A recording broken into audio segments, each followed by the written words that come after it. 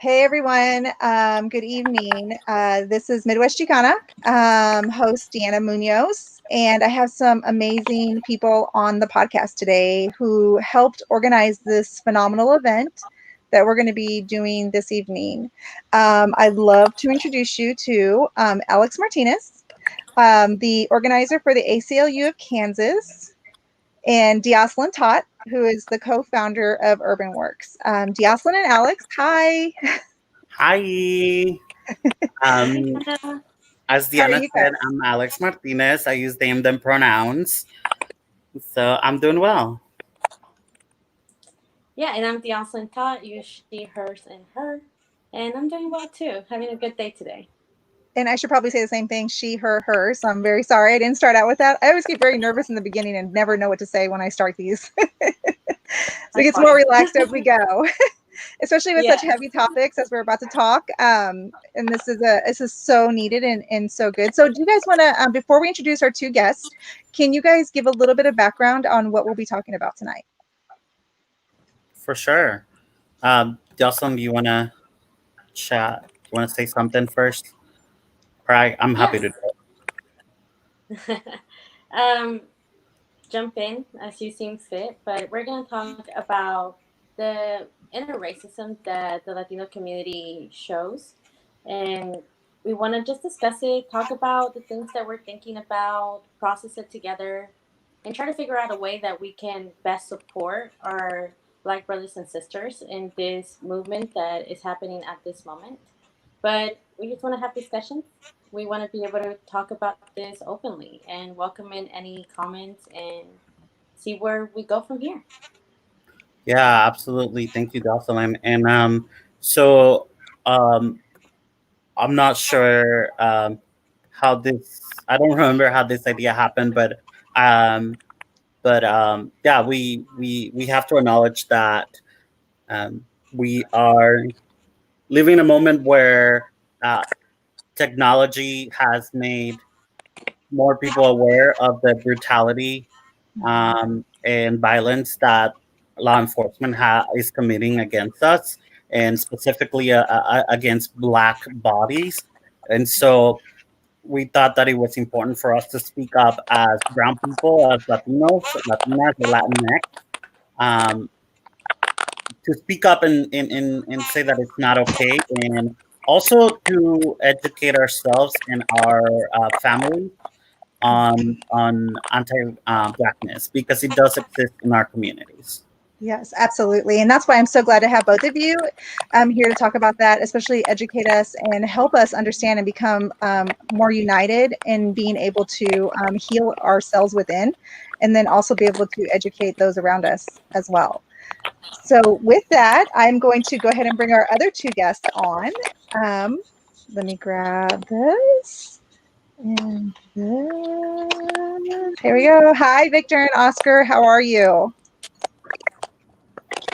Hey everyone, I am doing well. Good. Thanks for having us. My pronouns, by the way, are he, him, his. Hi everyone, my name's Oscar, he, him, his as well, and thank you again, Diana, for having us here to have this platform to talk about such an important topic. Absolutely. Can you both give us a little bit of background about what you do? Sure, I can start.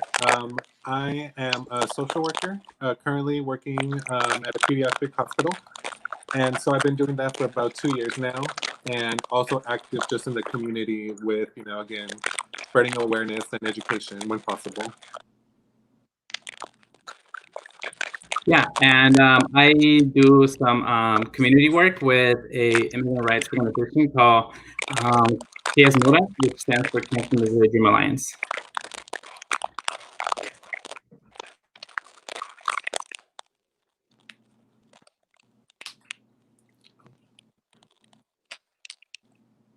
Gianna, I think you're muted.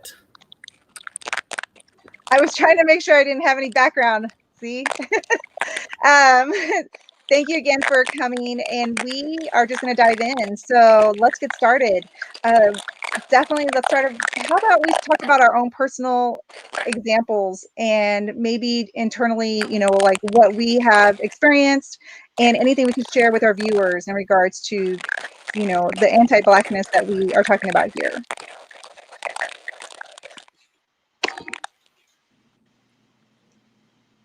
Sure. I wanted to start with some examples that we have seen on media or on social media. I think. Did somebody say something? Okay, there it is. I think Diosselyn was having some trouble with her. That's what I was wondering. It sounded like something chewing, but I wasn't sure if that was me, and that's why I went on mute. I think it was Diosselyn's computer, Okay. but I'm sure she'll come back soon. Yes. So yeah, so one interesting headline that I saw recently was a Mi Gente petition that was for Univision and Telemundo, asking them to report protests in an informed way and not in an anti-Black way. Their petition was saying that Black Lives Matter en español también, and they were asking them to stop failing the Latino community um, in the coverage of the current crisis of the police violence against Black people. We are seeing a lot of justification of violence in the media because of the recipients of that violence are Black folks. Um, so so that's some examples that I'm seeing of anti-Blackness.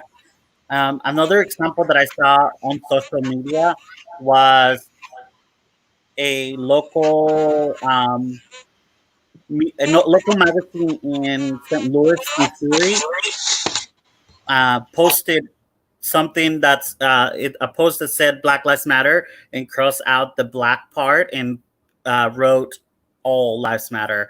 And so I think this is a conversation that has been evolving, and what I'm seeing is a lot of especially brown people and white people trying to diffuse or trying to take away from Black Lives Matter um, and not allow it to have the time that it needs to have for us to discuss this.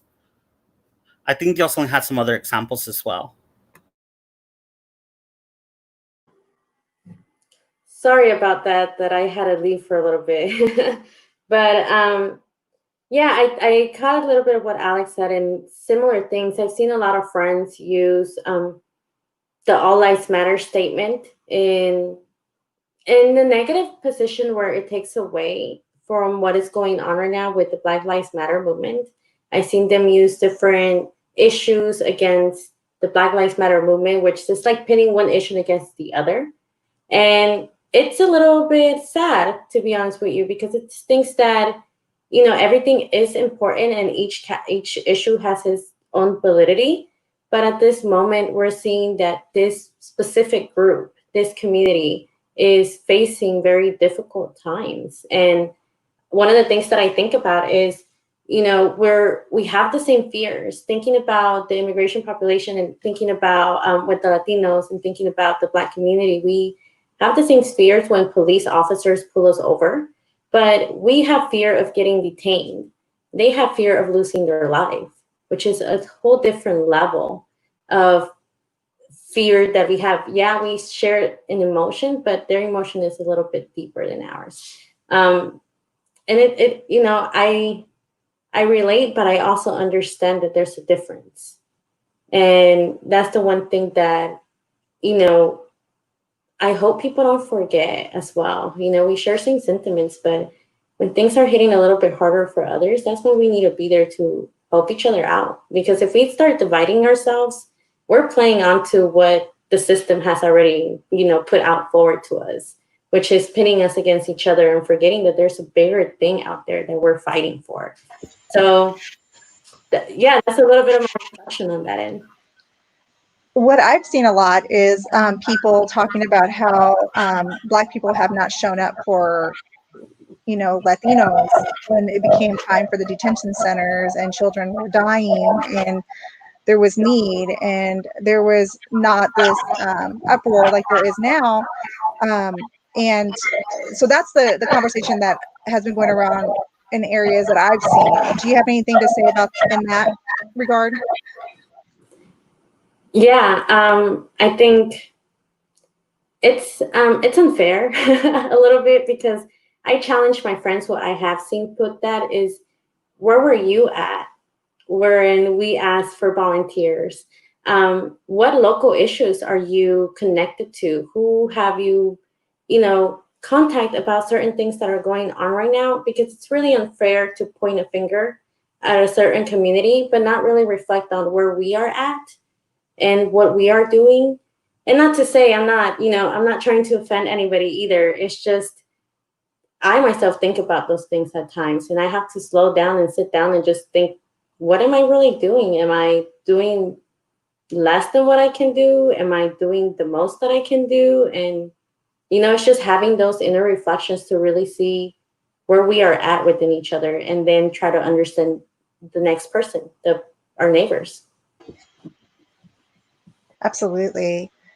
Victor and Oscar, do you have any input in this part of the conversation? Well, I guess like one of the, I more so have an actual experience of when I realized that something was off in the United States with racism, because I wasn't born here. So like, of course, there's colorism that exists, like back in our countries.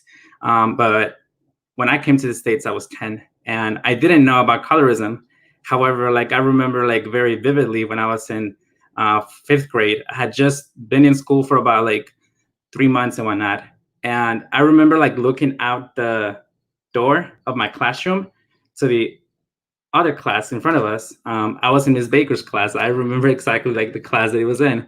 And I saw a Black student being taken out of the class and being reprimanded for having his hair twisted. But to me, it sounded very off. Like I couldn't understand why, like what was wrong about that. And like that image just kind of has, in a sense, stayed with me. And I remember that like very vividly. And like, if you kind of look at that example, you can also see how racism is like taught to us. Like, it's not that, like we are born like hating each other. It's simply, as Diosselyn mentioned, like divide and conquer. Like that's exactly what the system is wanting us to do, to like fight each other and to fight for the scraps that the people in power are leading us to fight over. So I think that like when we look at issues back in our countries, like we can see how people in power and the government will like put certain identities on certain folks and have most of the society fight against them. And it is the exact same thing here. However, like you see that in minorities, you see that in immigrants, you see that in Muslims, Black folks, and that is what's being highlighted right now. And it doesn't serve us anything good to fight the Black community. We should be standing right next to the Black community right now. One thing that I think is also very important to acknowledge and kind of a hard pill to swallow is, that racism is very prevalent in the Latinx community.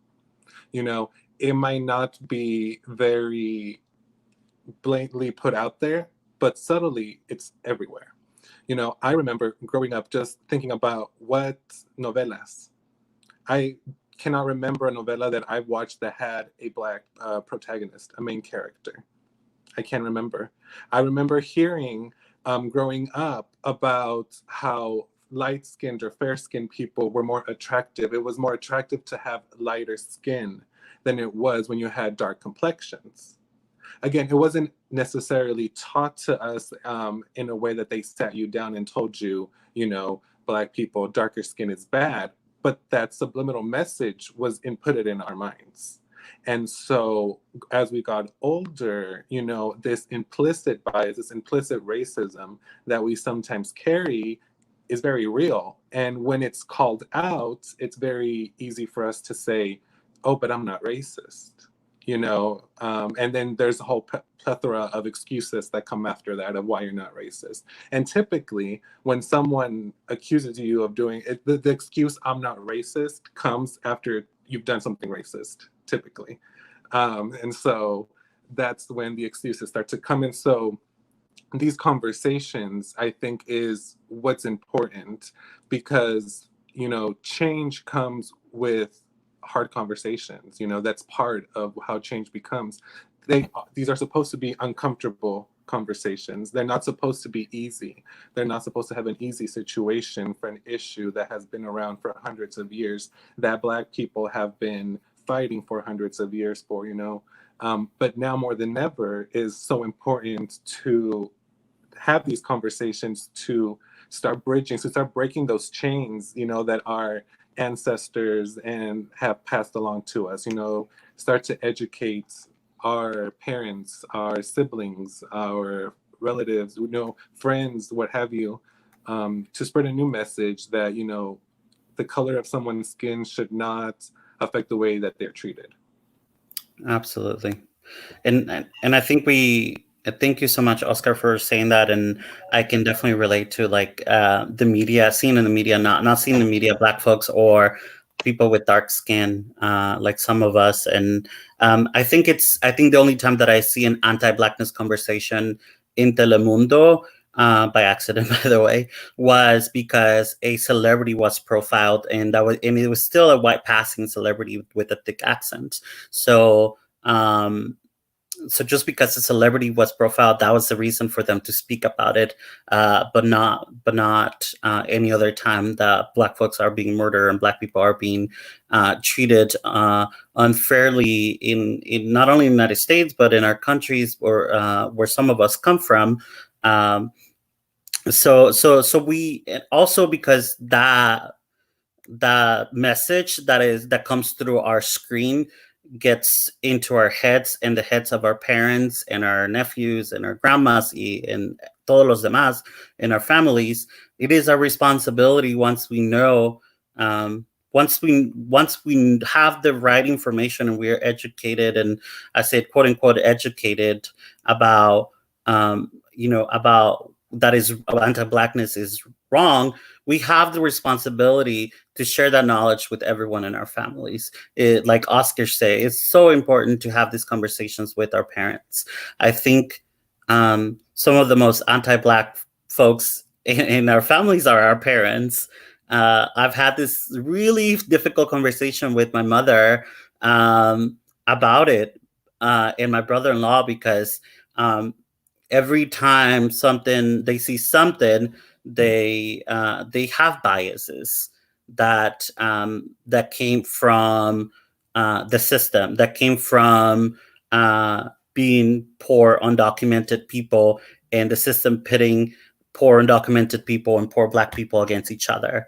And so it's really interesting, and yeah, it does take a lot of courage to have that conversation and not be cuss out or slap by your mom. Well, Alex, that kind of brings up a point, because I'm dealing with that right now, and I feel like, and you guys know Priscilla, I feel like she's our like person that keeps battling every single battle, you know, and until no voice is there anymore for them. So how do, especially young people that respect their abuelas so much, you know, and knowing that their hearts are so amazing, but yet there's this educational piece that you're trying to instill in them that this is not okay. How do you do that and talk to them about that? Yeah, it's so it's really interesting, because I've been asked this question before, and I've been in situations with racist people before where I've been cornered and being forced to have this conversation with people before. And so all you can do is be patient and as an ally. You know, I'm not saying to Black people be patient, because they've been enough patient. I'm saying for folks that look like me as allies of Black folks, be patient, and if it's safe to do so, have a conversation and ask some critical questions. For me, a question that I like to ask is, have you always felt this way? Have you always believed in that, and where did it come from? And I think it's important to have a critical conversation, and an open conversation with people that is not antagonizing, and especially if these are people you care and you love.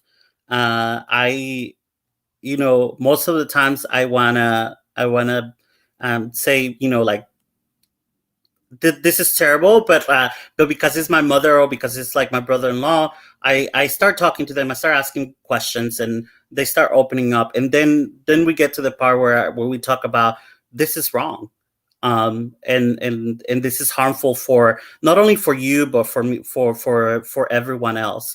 One good example that, and sorry, I'm taking a lot of space, but one good example um, that I share with my mother, was, I asked her a question of, like, tell me one time that you felt hopeless because someone was harassing you, someone was being a racist to you, and you couldn't, like, you felt hopeless, you couldn't do anything about it because they were white, and because they have power, and there was a power dynamic. And she told me she said multiple times, there's so many stories I can tell you. And then you said, okay, mom, then imagine being a Black person and having to live with that every single day of your life. Can you empathize with that? Can you live with that? And so, sometimes, when sometimes as people, we don't think about the words that we say, though our words have power, and our conversations with the people we love are so important and so powerful and so meaningful. And so I encourage everyone to do have those conversations, even though they're going to be hard. But we just have to be brave, for our families and our community. Yeah, that just kind of reminded me also about something that at work we try to remind each other of, the fact that we have to be comfortable with feeling uncomfortable to have those conversations. Because I feel like the conversations with our family members and the people that we love are the hardest conversations to have, because you know that it is going to cause agitation, and most people do not receive agitation well. And I'm one of those people sometimes as well. And like, I think that that is also something else to highlight, the fact that it requires a lot of unlearning and then relearning of everything that we know about a group of people, not just the Black community, but just in general. Like, that just applies to everything. And so, as Alex mentioned, like, we just have to be patient with them, and also patient with ourselves, because we're also going to mess up in the process. Because anti-Blackness and racism is very internalized, just as white supremacy is, and like, that's how it manifests. And I think we have to remind ourselves that, as well as reminding that to them, because it isn't easy. Another thing that comes to mind, just from like a social work perspective, that I always love to study, human reactions. How do people react when they are placed in an uncomfortable situation? And so when you are having these uncomfortable conversations, something that I also like to remind myself about is, when you are talking about these things, it also takes some vulnerability, right? Because you have to accept the fact that you're wrong, that the teachings that you were taught are wrong, that your family was wrong, all these pills, hard pills that you just have to keep on swallowing. So after you swallow those pills and you really have those conversations and you start seeing change, that is when you start to say, is this 15, 20, 30-minute conversation that's uncomfortable harder than living my whole life as someone who is not, fighting for the rights of Black individuals, for my community, for, just accepting these, racist beliefs, these beliefs implanted, through all these years. It takes courage, but also to understand that we are smart enough, we are educated enough, we are capable enough to be able to have these conversations. And it's going to start only when you believe in yourself. When you say, these are my beliefs, these I know are what's right, and what my family is teaching me is not right. And you come at them appropriately. It's all about delivery, how you deliver your message. If you come at them with agitation, what's going to happen? The walls go up. They hear nothing about what you say anymore. You say something, and before they even process it, they're thinking about what to tell you to fight back and defend themselves. Okay, they stop paying attention to you. But when you come at them respectfully, and if they start to raise your voice, you can say, I don't understand what's going on. I'm coming at you respectfully, and now you're becoming angry as to how you feel attacked. What's going on there? So it really starts to draw attention to, this is more something that you're internalizing. I'm hitting a sensitive spot because obviously you're triggered. And this is not just a one-time conversation. These are conversations that happen over and over and over, because again, we're breaking cycles. We are breaking chains that have been passed on through many, many generations. So again, thinking about that's not something that we break in a 30-minute conversation. That's something that we continue to teach, that we continue to work on our whole life. It's not good enough just to not be racist. You need to be anti-racist. What are you doing to fight for the rights of people in your community who are being oppressed? I think that's what it is. And so again, it's a new time. What a great time to really start this new process of breaking chains and helping people, helping each other, instead of, again, dividing and hurting one another.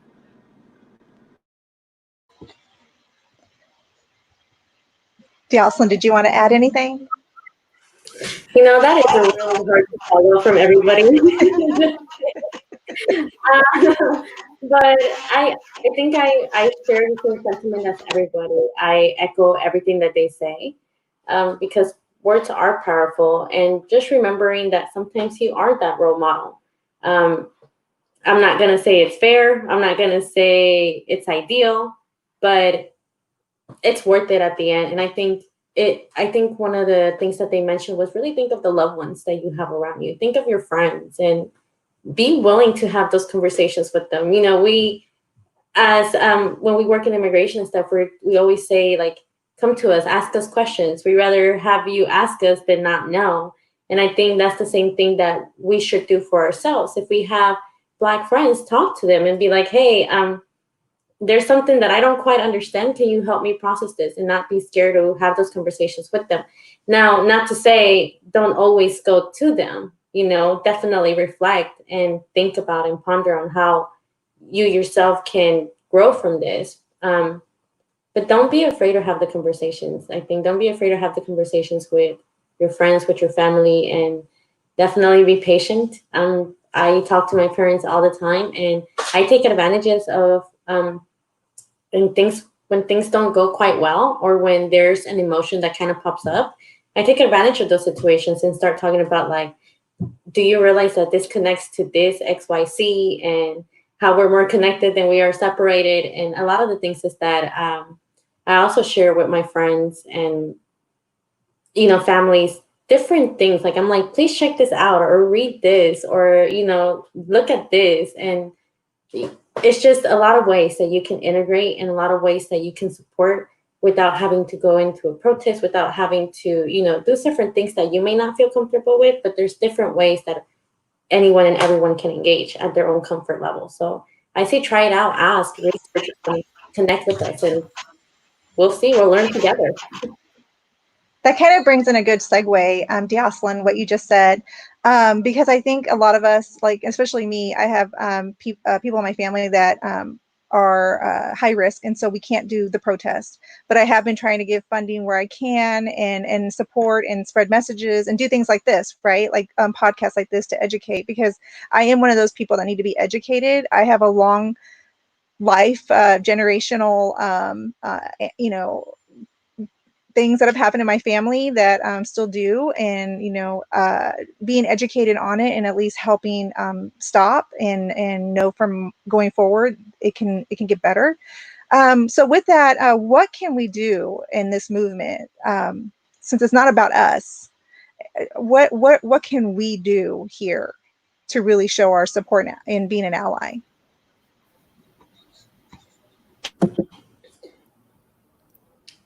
Who's gonna go Who wants first? to go? I'm happy to go first. Go for it. Okay.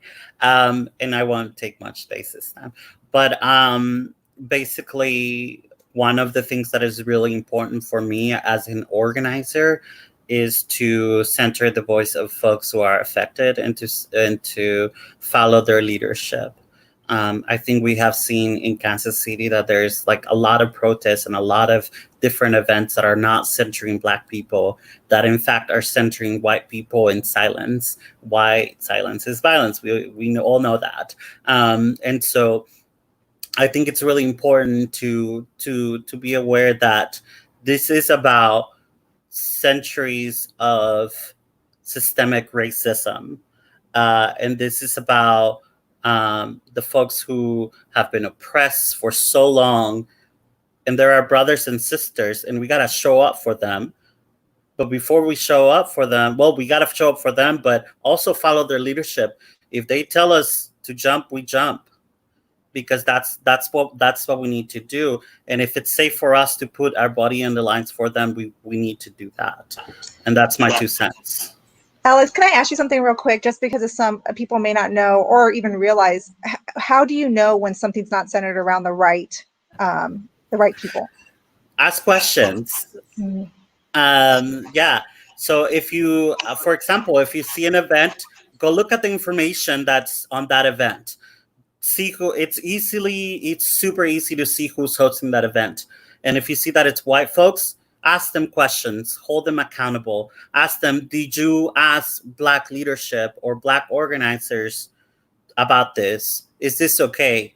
Oftentimes, and this just happened yesterday, I went to one of the protests, and I click on it because somebody shared in a group. I click on it and I went to the discussion. And the first post that I saw was the organizer, who's a white woman, talking about having a wonderful meeting with the chief of police.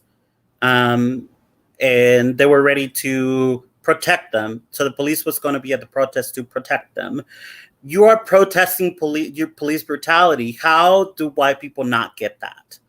It's just incredibly concerning and disrespectful to not get that, to know that the police are actively trying to murder Black people and communities of color, and for white folks to say, hey, come protect us, is so disrespectful.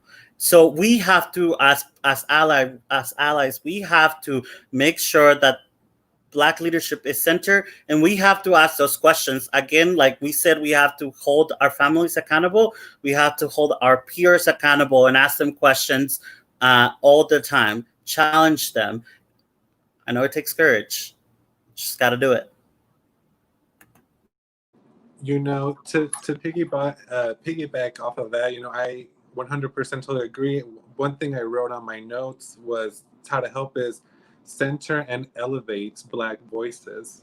We have seen through the years how different cultures have stolen that culture of the Black community. And so we know that their voices have impact and meaning, but through all these years are made to believe that they do not.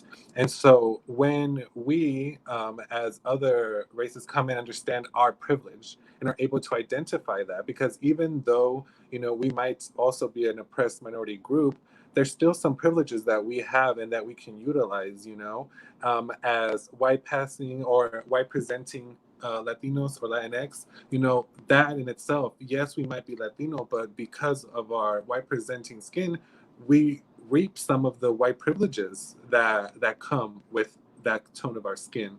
And so if we have that privilege, then let's elevate those voices that don't have that privilege. You know, let's put them on the podium, as he said, center stage, and let them speak and let them, you know, educate us on what needs to happen, and follow that leadership without questioning. And as you know, when Alex mentioned keeping your family accountable, all these different people, I think it's also important to add, you know, keep yourself accountable. Confront, challenge, interrogate your weaknesses. You know, ask yourself, what are the times that I let a racist comment slip past when a friend or a family member said it because I didn't want to stir problems or I didn't want to cause an issue. You know, that's an issue. The fact that we are staying silent when we have a voice and we have a platform and we have privilege. And so that, you know, starting those conversations, breaking those chains, that is also how we become an ally. Because we are battling it not just in the forefronts, but also behind closed doors, where a lot of racism really shows. And so, yeah, those battles somehow on the inside the house, seem a lot tougher to us, at least, than what it is on the front lines. And so, I just kind of wanted to add that as well. Yeah, and man, this is good conversation, because I wanna add on, like, you know, the same things as we keep ourselves accountable and as we continue to grow into being better allies. The one thing that I always ask myself and push myself, because I hesitate sometimes. I hesitate on posting something or saying something or sharing something because of what people are going to say or how they're going to react, or even me commenting back on certain things that I know for a fact are not okay. I think I challenge myself to speak up for that reason, because, like Oscar mentioned, and all of us have mentioned, we have different platforms where we can help raise awareness, but also we can help educate ourselves. Like, I one of the things that I do to help me get over my fear of speaking up is really looking into documentaries, looking into articles, looking into what's happening, looking at the news, looking at all these different stories that are being shared, because there's multiple people within our social groups that are sharing their stories. And, you know, a lot of the times we're just passing through the news feed and passing and we don't stop.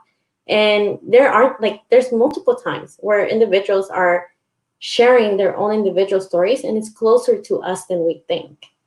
I can't even, like, honestly, I've been through my newsfeed and I've paid more attention to that. And it sucks to see that a lot of my friends went through so many things in front of us. And, you know, not once did I bat an eye, not once did I realize that was happening, because it wasn't happening to me.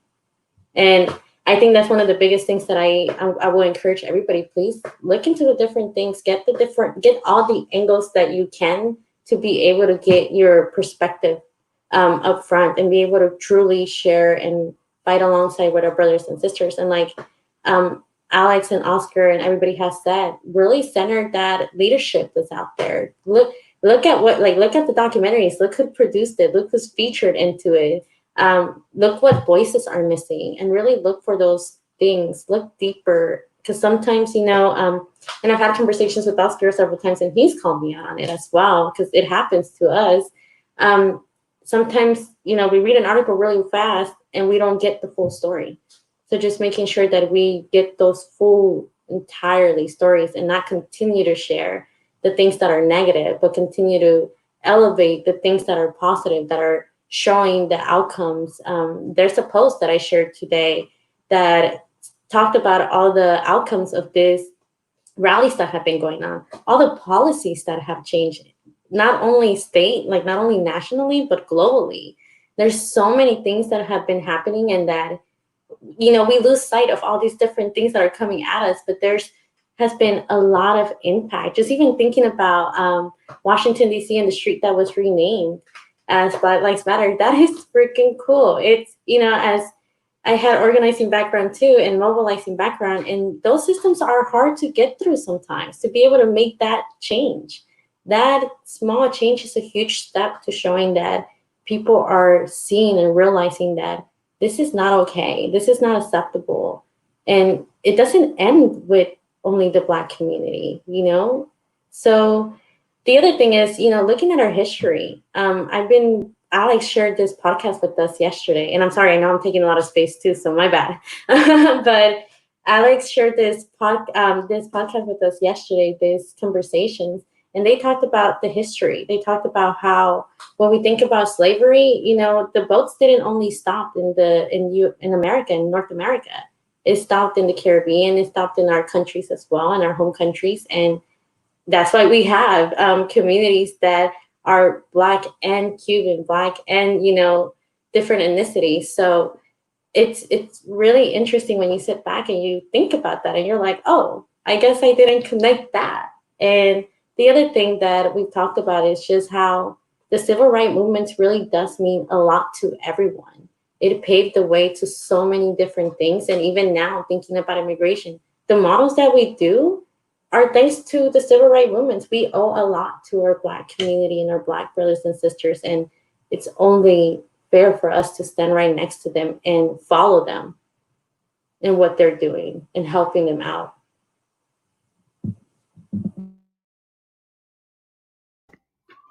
Everybody's saying like great things. I think that also another way that we can support the Black community right now, it's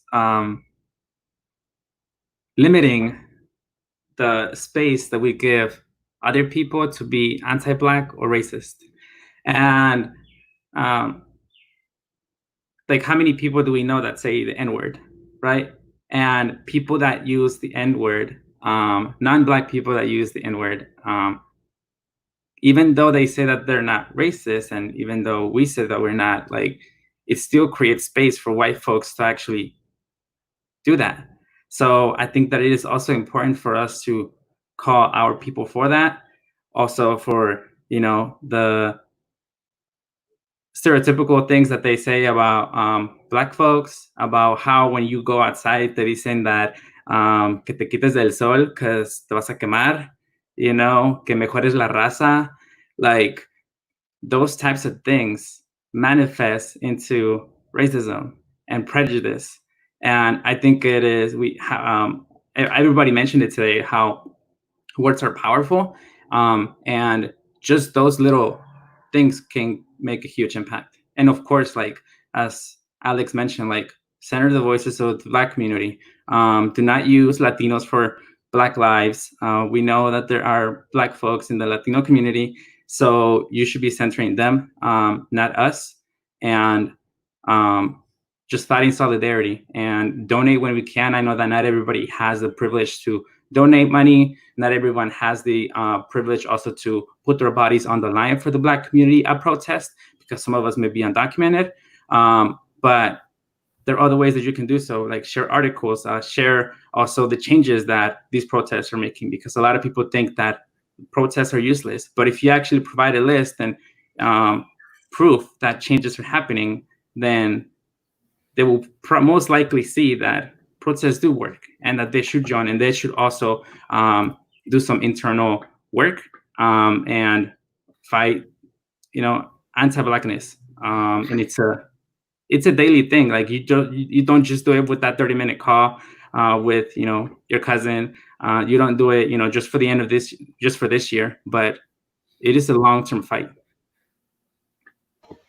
Absolutely. You guys, you are bringing things to the table that I have not thought about, and I don't know of anyone that's really talked about it in this manner around me. So you've brought in some great inputs on all of this. I kind of want to ask a question that wasn't on our list in regards to how you think Kansas City is doing, but in regards to especially the action of defunding the police and how the chief of police is handling this and how the mayor is handling this. We have a town hall on June 24th that Alex and Diosselyn are going to be a part of, that we get to talk to the mayor for a little bit and just having him center stage of how he is doing and what can be done more. But I'd like to get to Daniel's. I can't wait. I'm like, maybe we could start a little bit of conversation here. But Daniel brought a really good starter here, and this is great. Thank you, Daniel. What is your guys' take views on how education should be reformed to be in the front lines of combating systemic racism? That is a great question. And one that honestly should take a whole podcast just to talk about racism in the education system. Like, it's crazy. Because, I mean, it's so easy to see. I mean, from an early age, it's simple to see how where you live, what zip code you're in, determines the level of education that you're going to receive. Education is not at an equal level for all children in this country or anywhere around the world. And you see that with segregation. When they started creating these neighborhoods, they created, I forgot the term, specifically streets that would divide neighborhoods to where you would have the wealthy, rich, predominantly white neighborhoods. And then on the other side, you would have the predominantly Black and people of color, lower income neighborhoods that struggled financially to provide, basic needs for their students, versus when you look across the county line, you see that their students have, up-to-date books, up-to-date technology, just overwhelming amounts of after-school activities and, supports, networks and systems that we don't see, just here in Wyandotte County, USD 500. That's one example. And so that starts also with the leadership of our school boards, with just so much reform when it comes to tackling, again, racism. We see how rooted it is. It goes so deep as to our schools, as to where you live. You can't turn a blind eye to it anymore and say that it's not real. And so, again, this comes where I think we hold our leaders accountable, that you bring to the table and you say, why is it that in Wyandotte County, these middle schoolers and high schoolers have metal detectors? And why is it that in predominantly white schools, there's no metal detectors? When I found that out, the only reason I found that out was because one of my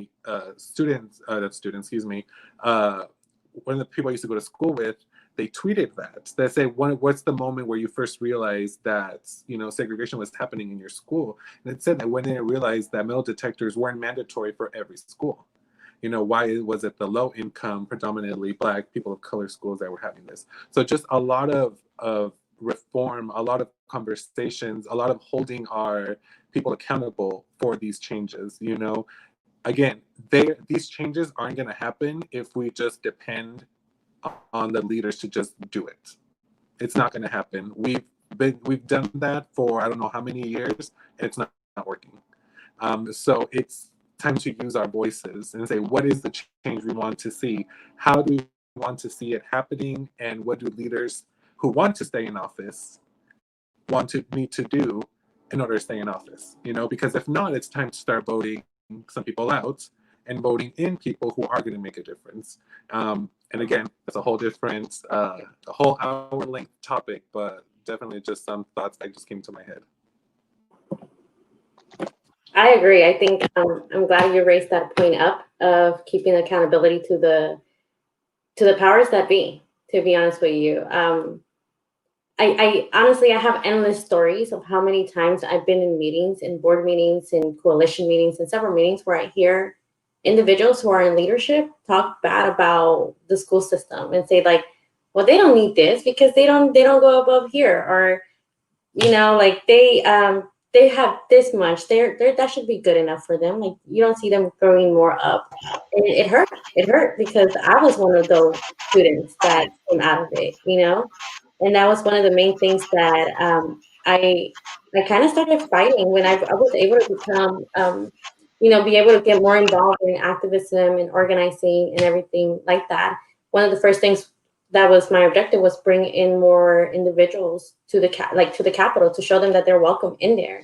And when I went there and I saw that there was only high schools that were not from Wyandotte, my first question was like, what's going on? Like, we've never been exposed to this, so we don't even know that these possibilities are out there.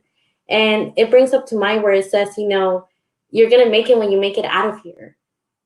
That's not completely true. We're going to make it when we come back. And, if we have better ourselves and if we have better platforms and we've been able to attain those positions, why go somewhere else to benefit when we can come back to our own homes and make those changes? Just like Oscar mentioned. And I think a lot of us have the same sentiments. If things aren't being done, then if we have that platform, if we have that position, why not use it? Like I mentioned, one of the things that I did was started figuring out how to take students to the Capitol. And I found a lot of support, and a lot of people did help me out to bring in those students. And I try to make connections of things that were already there. So sometimes you don't even have to start from scratch. It's just really looking at what those missing gaps are and seeing who's already working on certain things that you can connect with and bring this awareness up to. But needless to say, there is so many things that we have to just get involved in, because this is a whole nother podcast, like Oscar said, and we should really look at our school boards. There's only one Hispanic in our school board in District 500. How many times do we attend school board meetings to support them? How many times do we raise those voices? How many times are we there to make those testimonials? Those are different things that we can come forward to helping out and start dismantling all of this structural racism that's already been happening in front of us.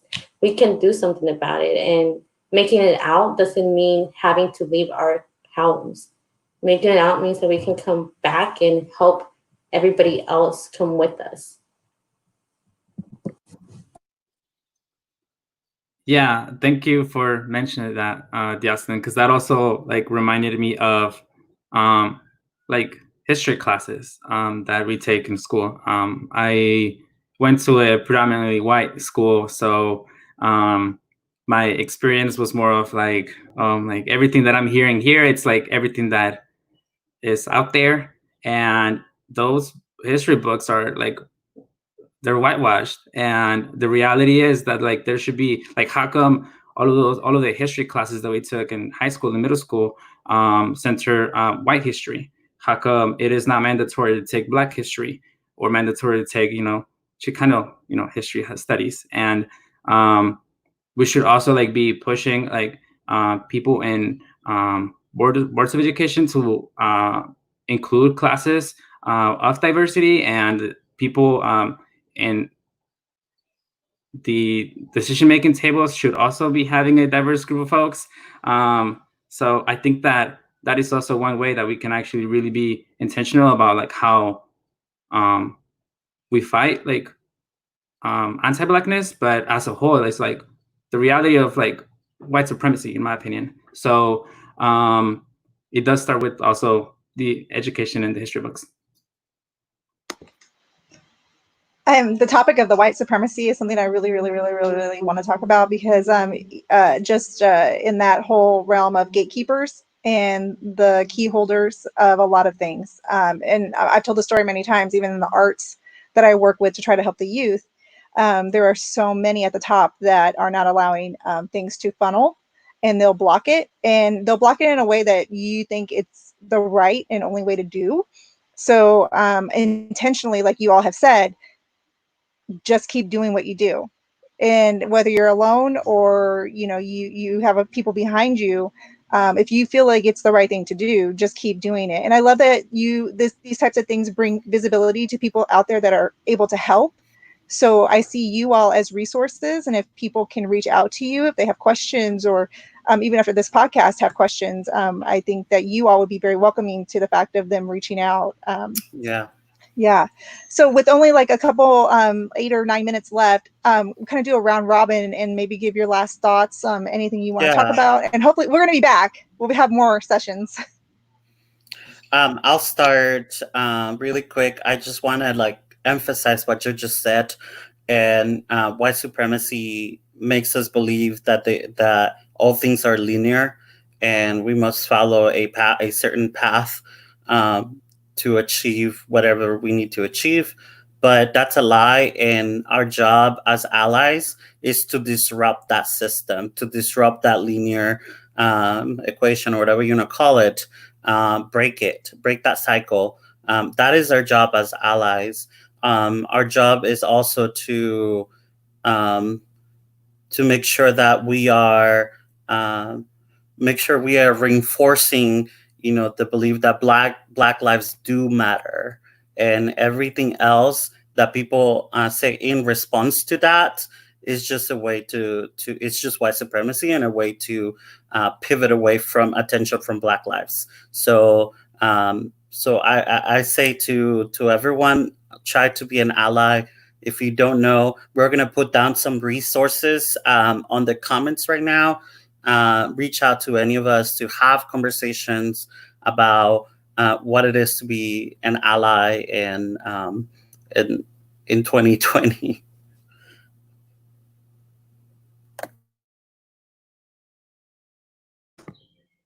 I guess I can go. So earlier I was listening to a song, and like right at the end, like the last phrase that the artist said was, "Si quieres cambiar algo, cambia tú." If you want to change something, change you. So like by that, I don't necessarily mean like, oh, change your identity, change who you are. Like, but like if you know that something is wrong and you've known that it is wrong, then you can change that and like take the initial step. Like it takes a lot of courage to do so, but take that initial step to really fight for what is right. And I think that us internally, like we know what's right.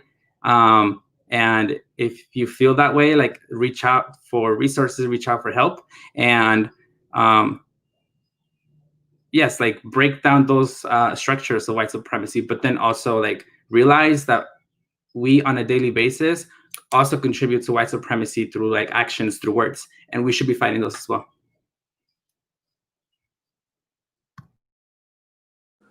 So for me, and Diosselyn has heard this quote before, but as I mentioned, one African-American poet who just always, whose work and words always stood out to me, was Maya Angelou.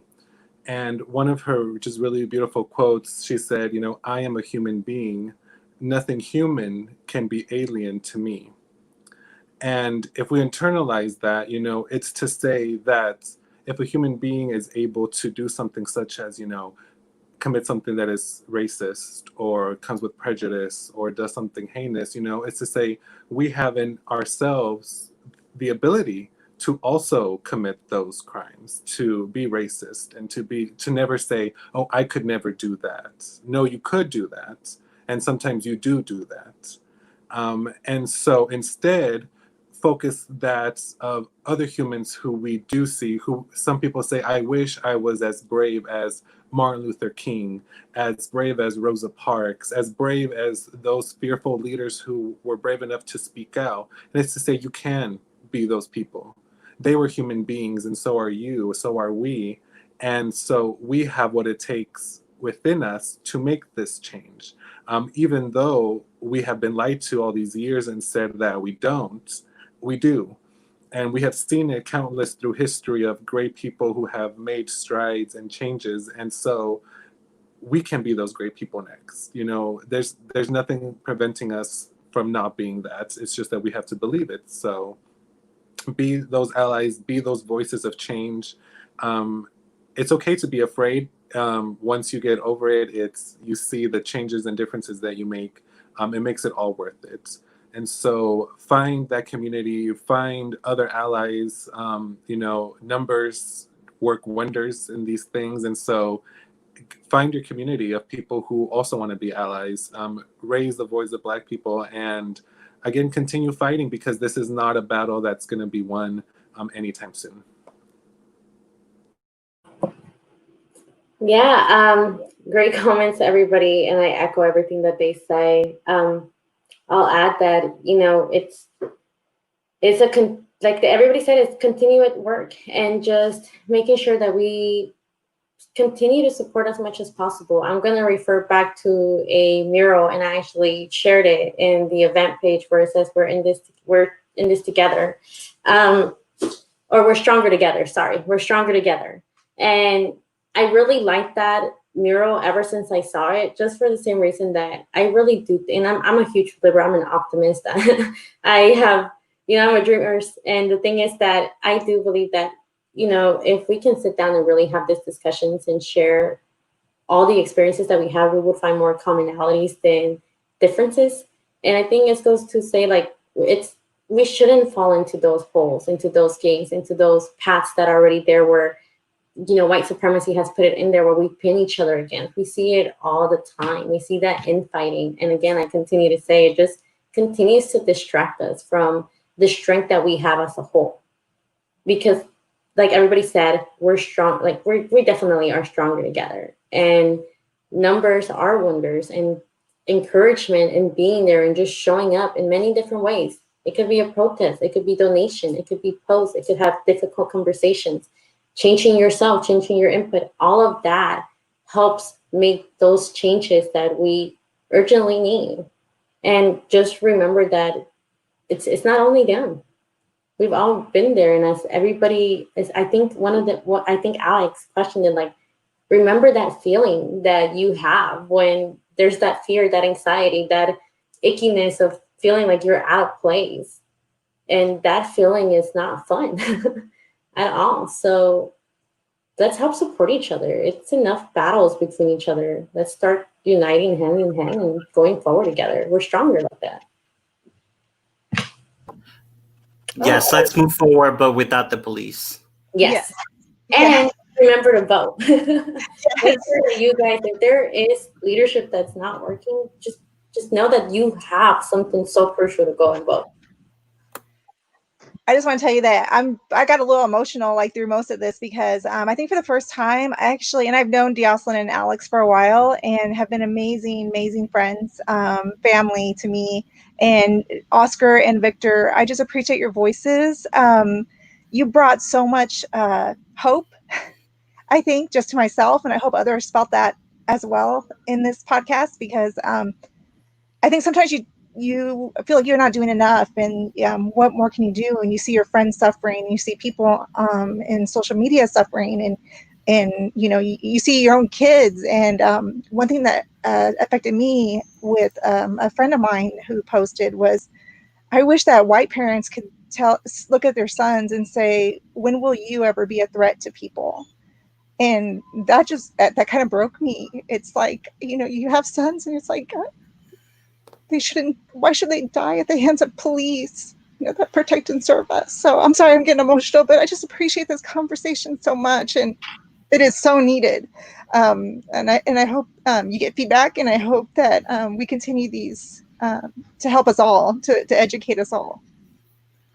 Yeah, I think thank you, Diana, for sharing. And Diosselyn, Diana, and I will come back, and because this conversation should continue. Mm-hmm. Absolutely. Yeah, and thank you so much for inviting us and like using the platform to actually bring awareness to this issue that is like way long overdue. So yes, thank you for using the platform. Absolutely. Thank you, Diana. And yes, if anyone listening ever has any additional questions, feel free to reach out. We'd be more than happy to answer any questions you guys have. And I put all the links out there that you provided, and there's so many, and they're great. I'm gonna go out there and look, and like Diosselyn said, the documentaries out there, watch them with your families. But everybody here on this panel is so amazing, and they'd be more than happy to reach out. So thank you all, and thank you viewers, and thank you for the comments, and I appreciate you all.